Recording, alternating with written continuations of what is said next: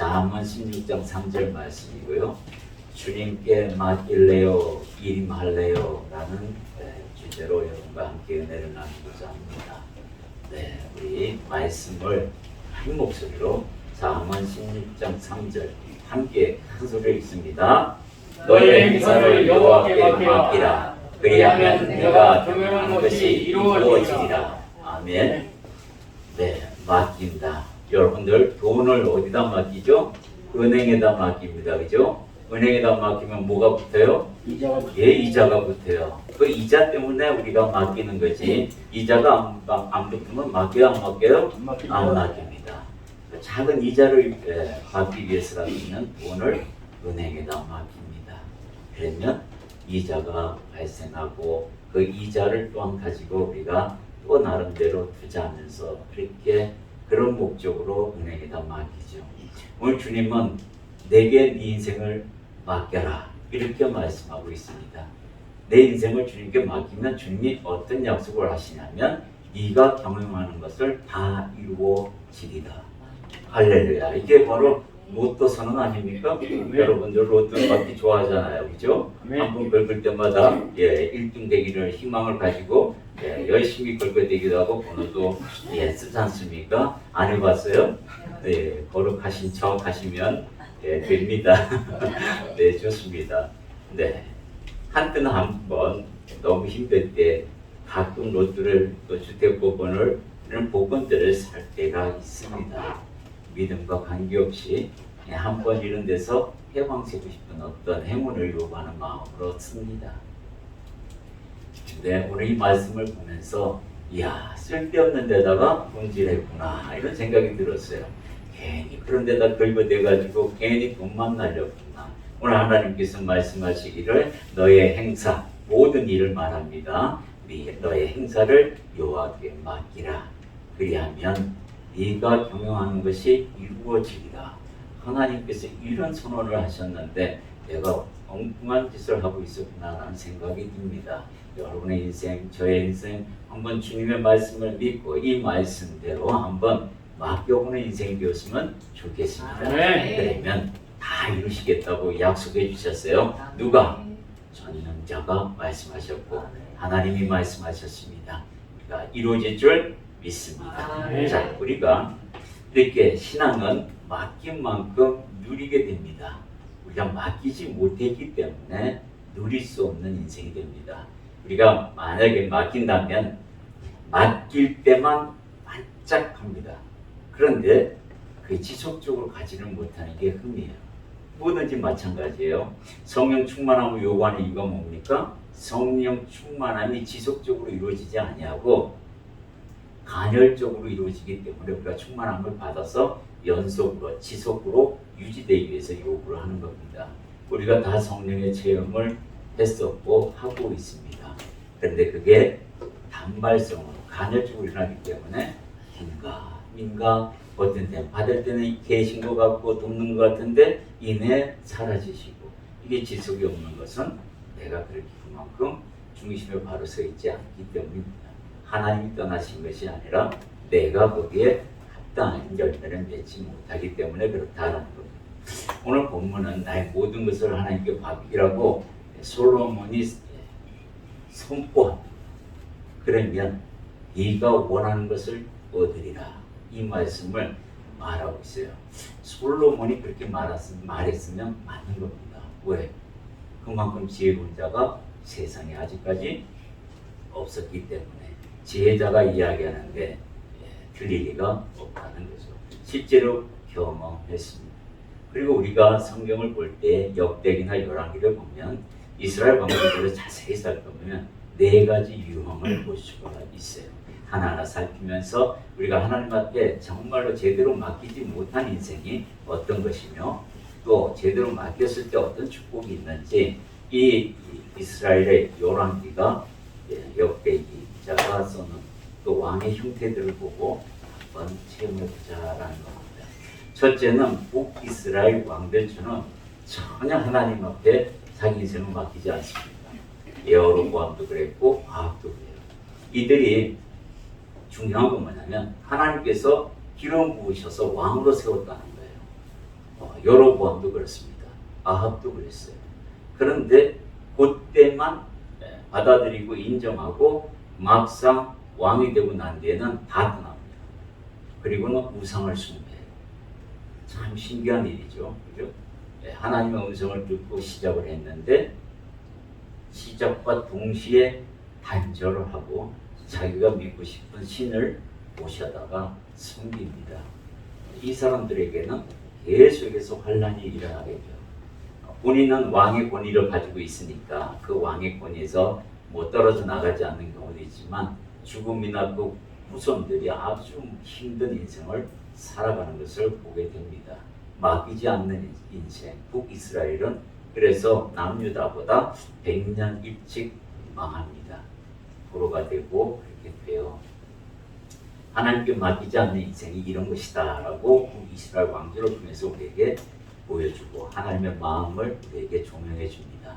그것을 여러분들이 읽으실 때에 그 하나님의 마음과 아픔을 보실 수 있어야 돼요. 북이스라엘 중에서. 두 번째는 처음에는 맡긴 척 하다가 다시 다른데 내 몸을 투자하는 경우가 많습니다. 이런 경우는 뭐냐면 사울왕과 르호보암, 요아스라는 임금이에요. 이들은 처음에 하나님 앞에 올인하는 척합니다.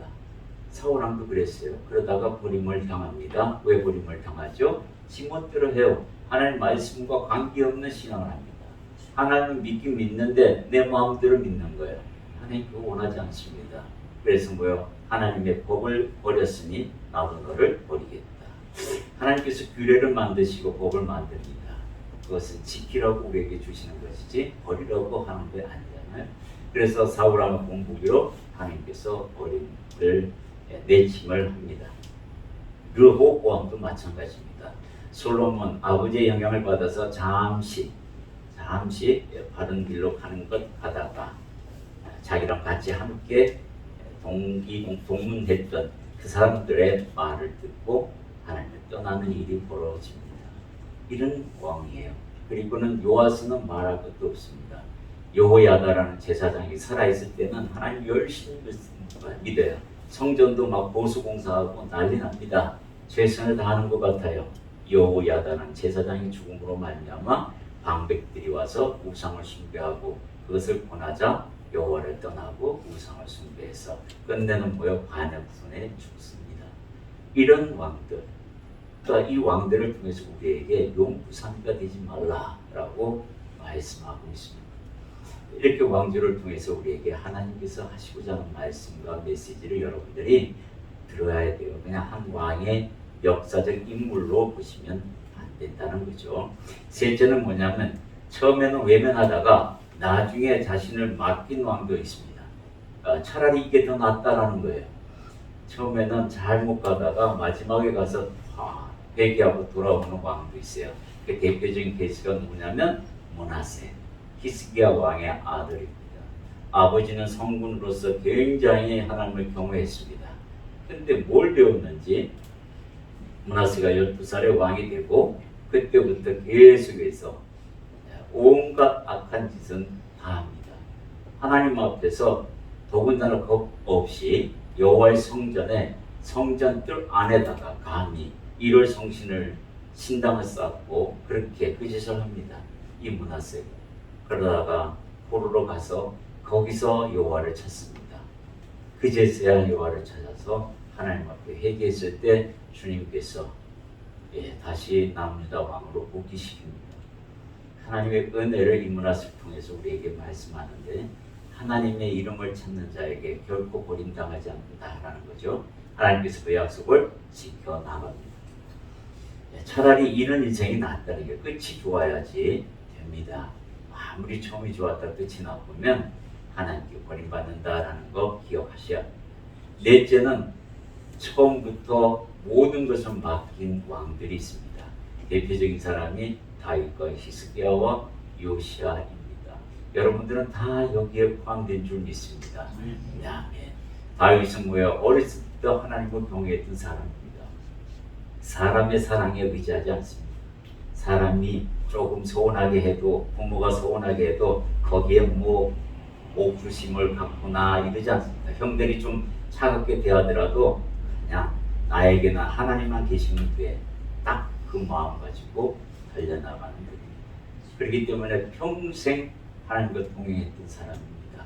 히스기야도 하나님을 보면서 그가 잠시 하나님이 떠나 계실 때에 그의 심중에 교만이 약간 드러난 것 외에는 하나님을 동행하면서 끝까지 간 왕이기도 합니다.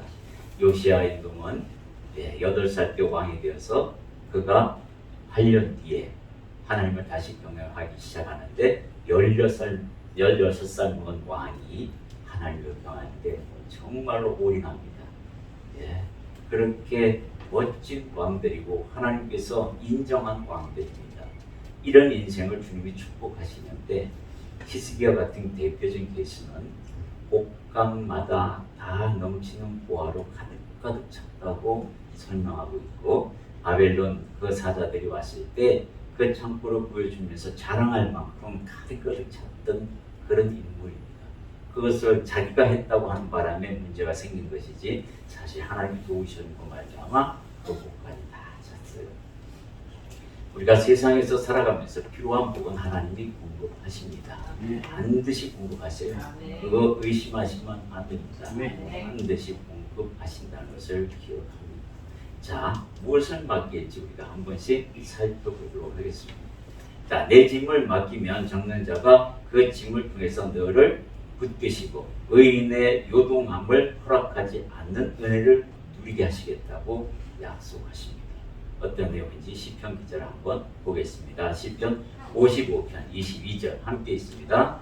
내 짐을 여호와께 맡기라. 그가 너를 붙드시고 의인의 요동함을 영원히 허락하지 아니하시리라. 아멘. 내 짐, 내가 가지고 있는 지금 가지고 있는 짊어지고 있는 어떤 짐이든 하나님께 맡기라. 주님께 맡기면 그가 너를 붙들고 그리고 너를 의인으로 칭의해 주시면서 요동함이 없게 하리라 라고 굳건히 붙잡겠다고 얘기하십니다. 어마어마한 은혜죠. 사실 이것을 우리가 경험하기 위해서는 맡기는 수밖에 없는 겁니다. 그래서 여러분들 고백이 그래요. 하나님께서 이 약속을 이루신다고 하오니 내가 맡기겠습니다. 그렇게 한번 선포하면서 나아가시면 이 은혜를 누리게 되는 겁니다. 하나님이 말씀하신 거예요. 두 번째는 원수 갚는 것까지도 맡기라고 말씀하고 있습니다. 로마서 12장 19절 함께 있습니다. 내 사랑하는 자들아 너희가 친히 원수를 갚지 말고 하나님의 진노하심에 맡기라. 기록되었을 때 원수 갚는 것이 내게 있으니 내가 갚으리라고 주께서 말씀하시니라. 아멘. 내게 원수 있어요. 살다 보면은 원수 같은 존재가 있어요. 없으면 참 행복한 사람이지만 그런 존재가 생기더라는 거예요. 그랬을 때 내가 직접 갚아야 이게 시원한 사이다를 마시듯이 뻥 뚫릴 것 같은데 근데 주님 말씀 하지 말라고 하니 내가 더 속상하고 더 힘든 것 같습니다. 그런데 그거는 그때 순간이에요. 이걸 안 하고 끝까지 내가 견디고 원수 갚는 거 하나님께 있다고 하오니 제가 믿고 의지하겠습니다 하고 나 자신을 죽이기 시작하면 거꾸로 그를 공격하는 게 아니라 나를 내 스스로에게 공격하면서 내가 그 자아를 죽여나갈 때에 그 고통만큼 하나님께서 그에게 갚으신다는 거. 이게요 진짜 힘든데요 나중에 해보면요 정말 잘했다 이런 생각이 확 듭니다. 그리고 제가 경험해서 아는데요 정말로 정말 너 잘했다. 지금 보니 정말 잘했다. 너 만약에 그렇지 않고 그거를 네 마음대로 해서 풀었다 그러면 그때는 시원할지 몰라도 지금 아마 하나님 앞에 그때 그 시간을 두고 얘기하며 눈물 흘리며 내가 왜 그랬던 거, 내가 왜 하나님을 믿지 못했던 거, 오히려 이런 시간이 되지 않았을까 이런 생각을 해보면서 원수 갚는 거 작은 거 별거 아니지만 내게 상처 준 거에게 하나님께 한번 맡겨보자. 하나님께서 당신께서 친히 내 대신 갚아주신다고 하니 내가 믿습니다 하고 두면 하나님의 진노에 맡기면요 내가 화내서 갚는 것보다 엄청나게 그 친구는 힘들 겁니다. 그리고 그가 정말로 하나님 계심을 알고 그걸 계기로 해서 하나님께 돌아오는 시간이 될지도 모릅니다. 이게 바로 내가 참음으로 인내함으로 말미암아 또 하나님께 원수 갚는 것을 맡김으로 말미암아 오히려 한 영혼을 살릴 수 있는 기회가 될 수도 있다라는 거죠. 하나님 그것을 원하시는 것 같습니다. 우리가 그렇게 나가기를 소망합니다. 세 번째는 성경에서 어떻게 맡겼는지 맡기는 모습을 한번 우리가 보자는 겁니다. 전쟁에서 승패를 맡긴 왕이 있습니다. 여호사밧이라는 왕이에요. 이 왕은 어떻게 전쟁에서 승리했는지 한번 역대기 기자가 통해서 쓴 역대하 20장 20절에서 22절 함께 있습니다. 이에 백성들이 아침에 일찍 일어나서 그와 들로 나가니라. 나갈 때에 여호사밧이 서서 이르되 유다와 예루살렘 주민들아 내 말을 들을지어다. 너희는 너희 하나님 여호와를 신뢰하라. 그리하면 경고히 서리라. 그의 선지자들을 신뢰하라. 그리하면 형통하리라. 또 있습니다. 백성과 더불어 의논하고 노래하는 자들을 택하여 거룩한 예복을 입히고 군대 앞에서 행진하며 여호와를 찬송하여 이르되 여호와께 감사하세. 여호와의 진짜 방침이 영원하다 하게 하였더니 그 노래와 찬송이 시작될 때에 여호와께서 목병을 두어 유다를 치러 온 암몬 자손과 모압과 세일산 주민들을 치게 하심으로 그들이 패하였으니 어떤 내용이냐면 모압과 암몬과 그리고 세일산의 후손들이 함께 연합군을 만들어서 이 남유다를 치러 온 겁니다. 어마어마한 군대예요. 그것을 보고 여호사밧이 기겁을 합니다. 헐 이러면서 어쩌면 좋노 이 일을. 그러면서요 하나님 성전에 나가지고 주님 저 인간들 보세요. 떼거지로 왔습니다. 나 어떻게 하면 좋습니까? 이제 망할 것 같습니다 하면서 주님 앞에 다 내놓습니다. 네 제가 어떻게 감당할 수가 없습니다. 주님 나 좀 도와주소서. 그랬을 때 주님이 이 말씀을 합니다. 찬양가를 구성하여 여호와를 경외하라는 것밖에 말씀이 없어요. 이거 어떻게 실행해요? 저들이 보면 얼마나 무섭겠어요. 싸우러 왔는데 쟤네들은 노래를 부르고 앞으로 오네? 네, 아마 미친놈들 취급했는지도 모를 겁니다. 그런데요 찬양이 시작되자마자 갑자기 그 안에서 내란이 일어납니다. 서로 죽이는 일이 벌어지고 있어요. 이게 여호사밧이 보고 깜짝 놀라죠. 세상에 우혈입성합니다. 소위 말해서 수십만 대군이 왔는데 싹 다 죽고 살아 돌아간 사람 별로 없다라고 성경에 쓰여 있습니다. 이런 기적이 나타나는 거예요.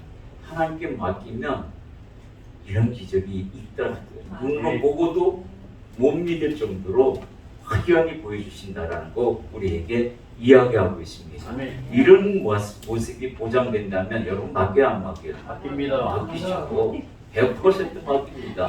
안 보여서 문제지 보이면 맡겨요. 근데 보라는 겁니다. 뭐로 보라는 거예요? 영으로 띄어서 눈에 팍 띄어가지고 잠자지 말고 보라는 겁니다. 나 있다 여기 하고 하나님이 말씀하고 보여주시는 걸 눈을 크게 뜨고 보라는 겁니다. 여호사밧은 이 일로 하나님께 더욱 열심히 합니다.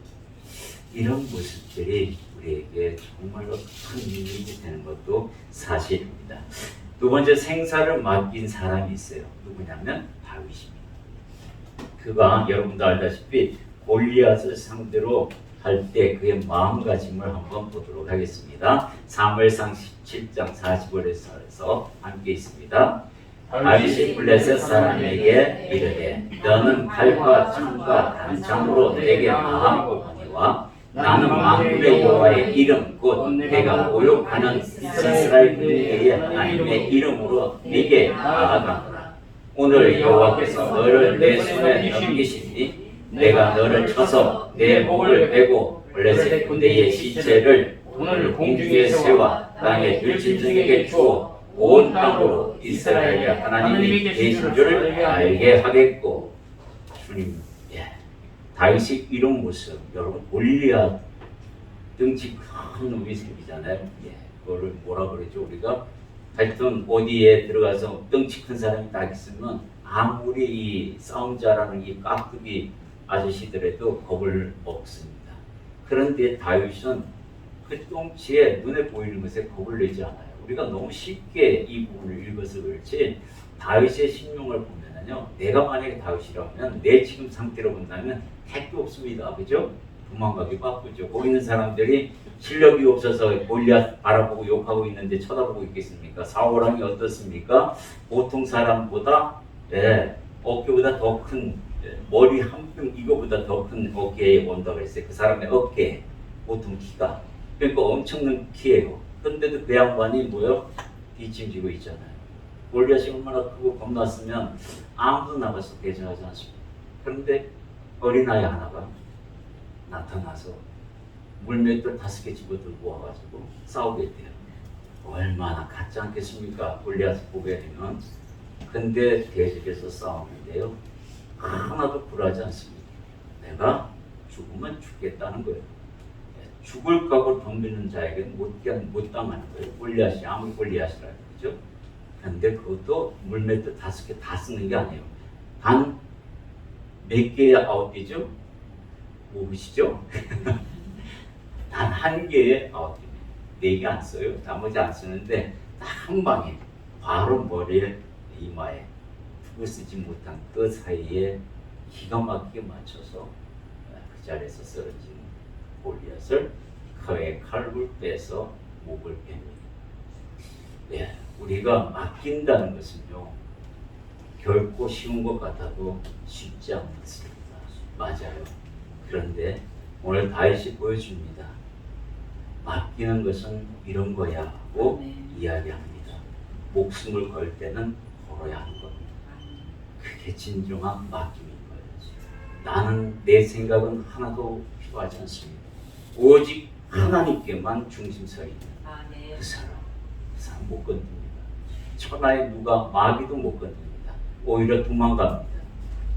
다윗이 그런 존재였다라는 것을 우리에게 보여줍니다. 베드로 사도는 뭐라고 또 우리에게 얘기하냐면 우리의 모든 영역까지도 다 주께 맡기라 이렇게 이야기합니다. 우리 함께 읽겠습니다. 베드로전서 5장 8절 근신하라 깨어라 너희 대적 마귀가 우는 사자같이 두루다니며 삼킬 자를 찾나니.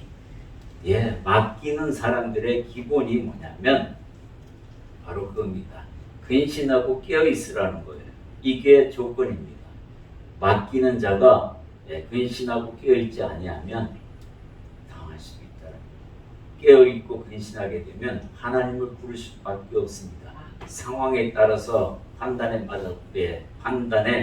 근거하여서 하나님을 부르고 찾게 되고, 그렇게 되면 맡길 수가 있는 겁니다.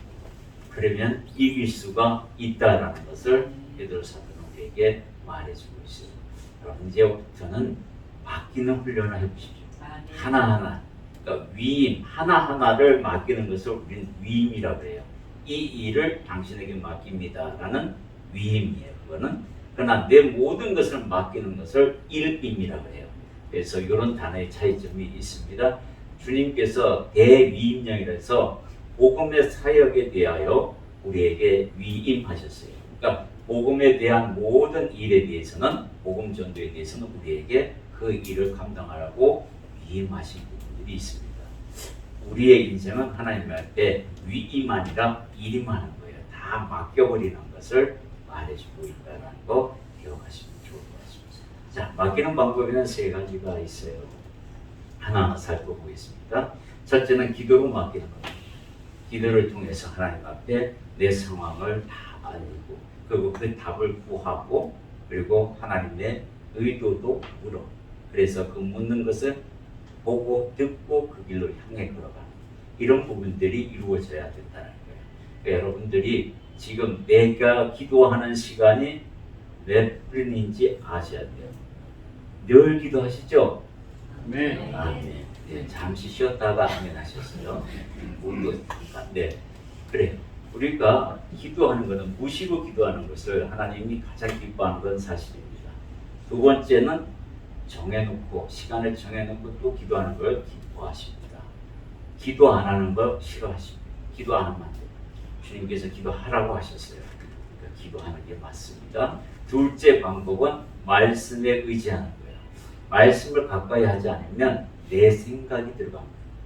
말씀에 비추어야만 내 생각이 틀렸는지 바른지를 알 수가 있어요. 여러분 암기를 왜 합니까? 내 머리 좋다고 내가 그거 자랑하기 위해서 암기하는 사람 있어요? 물론 있기도 하겠지만 그렇게 하지 않습니다. 하나님의 말씀은 내 마음에 둠으로써 내 마음의 평안을 얻고 하나님의 말씀이 좌우의 날성검이 돼서 나의 모난 부분을 다 도려내 주십시오라는 의미로 하나님의 말씀을 암기하고 내 마음에 두는 거 아닙니까? 그렇기 때문에 그 음성대로 가라 하면 가고 서라 하면 서고 좌로 우로 그렇게 얘기하면 그걸로 가는 거 아닙니까? 그 방향을 알기 위해서 우리가 말씀을 배우고 말씀을 마음에 둔다는 거예요.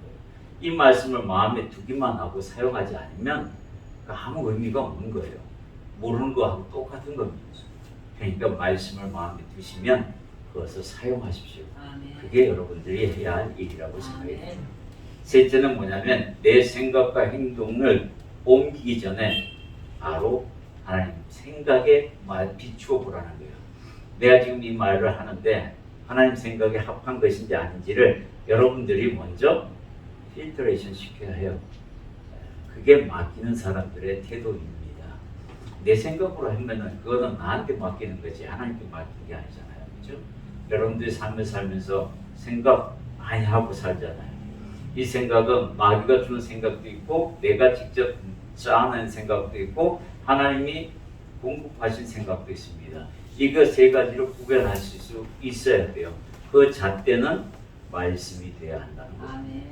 그것을 여러분들이 꼭 기억하셔야 돼요. 지금 말세예요. 정말 힘들게 가고 있는 세상이 보이잖아요. 여러분들 뉴스 요즘 보시면요, 야 무섭습니다. 너무너무 무서워요. 세상에 괜히 가는 여자를 왜 죽이냐고요. 또 그리고 죽이고 싶어서 사람을 만나요. 세상에 한번 죽여보고 싶어서 만났대요. 이야 세상이 이렇게 바뀌어가고 있어요. 집안은 가정이 무너지기 시작했습니다. 예, 근친살인이 얼마나 많아요. 친족살인이 무진장 많습니다. 지금 이게 완전히 지금 말씀을 치닫고 있는 하나의 징조입니다. 내 인생 맡기지 않으면요 정말 심각하게 그들에게 문제를 일으킬 수 있어요. 그들이. 그렇기 때문에 내가 정말 하나님 앞에 온전히 맡겨야 된다는 것을 기억했으면 좋겠습니다.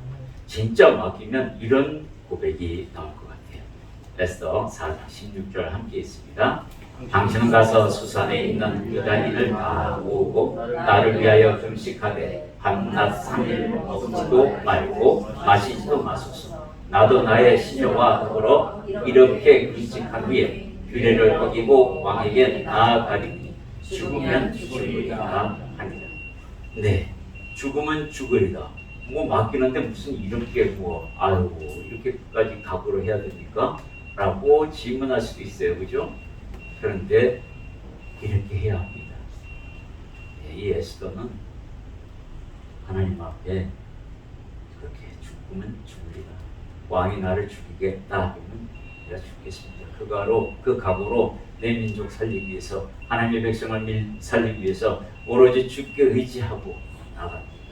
왕 앞에 나가면 왕이 금규를 내리지 아니하면 죽습니다. 왕궁의 그 페르시아 법이 그래요. 왕이 부르지 않는데 왕이 거하는 안뜰에 들어가 함부로 서 있으면은 금규를 내리지 아니하면 그 규를 잡고 올라와야 되는데 죽이라라는 명령이기 때문에 바로 잡아서 처형해버리는 그런 법이 있다고 합니다. 근데 에스더가 그거를 어기고 나가겠다고 얘기하는 겁니다. 무엇을 위해? 민족을 살리기 위하여 내 목숨 던지겠습니다. 맡기겠습니다. 라는 내용입니다. 우리가 살아가면서 내 자아와 이기기 위해서는 내 자아와 싸워서 이기기 위해서는 이런 각오가 필요할 수도 있습니다. 여러분들이 이것을 구별해서 내가 죽을 힘을 다하여 하나님의 경험함에 있어 하나님의 영광을 가리는 것이 있다면 모든 것을 버리되라. 그것을 마음에 두고 싸워서 이겨나가는 사람이 진짜 맡긴 사람입니다. 하나님은 가끔 히스기야에게 하신 것처럼 너의 속을 잠깐 보기 위해서 잠시 응답 안 하는 경우가 있습니다. 히스기야는 물론 그 시험에 합격하지 못했지만 여러분은 다 합격하기를 원합니다. 하나님께서 내가 네 속을 좀 봐야겠다 하고 가만히 계실 때가 있어요. 그때 하나님 앞에 엎드리고 하나님, 제가 하나님 압니다. 지금 잠잠하신 건 내 속을 보려고 하시는 것이죠? 하고 물으면서 그렇게 기도하면서 나가면 주님께서 뭐라고 하시겠어요? 아이쿠야 들켰구나. 그래 알아서 내가 해줄게. 이럴 줄 어떻게 합니까? 여러분, 주님은 그렇게 따뜻하신 분입니다. 하나님은 우리를 늘 품으시고 계셔요. 우리가 그걸 못 느껴서 그렇지 정말로 하루도 한 번도 내 팔에서요 내 팔을 놓지가 않습니다. 내가 나면 나지 하나님은 놓지 않아요. 여러분 다 알다시피 하나님 어떻게 손을 잡고 계시냐면 이렇게 손을 잡고 계시는 게 아니라는 거 여러분 알고 계시죠? 손과 손을 이렇게 잡는 게 아니라 팔목을 이렇게 잡는 거예요. 서로. 하나님과 나의 팔이 이렇게 잡혀 있는 거예요. 그래서 내가 나도 하나님 놓지 않는 이상은 빠져나올 수가 없는 거예요. 이렇게 잡혀 있기 때문에 우리가 하나님의 은혜 안에서 늘 경험하고 살 수가 있는 거예요. 여러분도 그러기 바랍니다. 결론을 말씀드리겠습니다. 오늘 주님께서 솔로몬의 잠언을 통해서 여러분에게 뭐라고 얘기하십니까? 함께 했습니다. 너의 행사를 여호와께 맡기라. 그리하면 네가 경영하는 것이 이루어지리라. 아멘. 최고의 선물입니다. 그죠? 최고의 선물을 준비해 놓으셨다는 거예요. 나의 일을 경영하는 걸 다 이루겠다는 그 보장성 발언을 하나님께서 약속을 우리에게 하시는 거지 않습니까? 우리 다 함께 이렇게 고백하기를 원합니다. 함께 고백하겠습니다. 이제부터 나는 주님께 다 맡기래요. 아멘. 아멘. 네, 우리 잠시 동성으로 기도하겠습니다.